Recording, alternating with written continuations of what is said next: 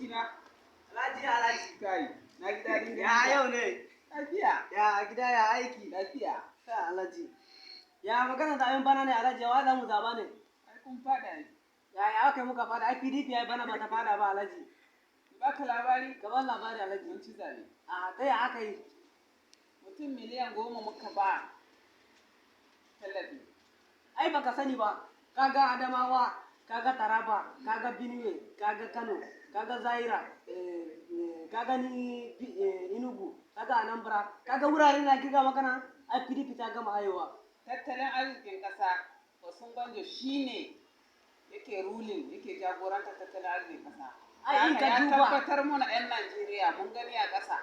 Ya ba mu tallafi. Sai aka je in baka labari. ina jin ka Alhaji. A yanzu Shatima shine vice president. Yanzu Shatima zai kawo mana Yobe, Borno. Almost Northwest, ‘yan Ruhani zai kawo Northwest. Ai ko zai kawo Alhaji, ka gani inda na kirga mana nan, ka gani a zaben bana. Atiku Abubakar zai bude mana kamfanoni da yawa. Gayi da yawa za su yi aiki. Kaga yanzu matasa suna tafiya ba su da aiki yi ba. Waziri zai bude kamfanoni, sannan kuma zai gyara hanyoyi, zai ja wuta a kowanne kauye a ina a inda ka gani a Najeriya. Duk zai kawo su. Duk wayanda suna da business a kasar waje, outside country su me, duk za su dawo da shi a Najeriya.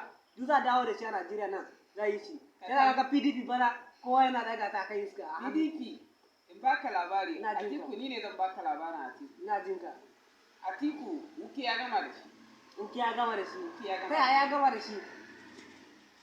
Ai Wuke ne ya cincinci ya ba vice president. Wuke ya cincince ba president. Ba a ma Wuke adalci ba. Da haka Wuke yana support din Tinubu ne.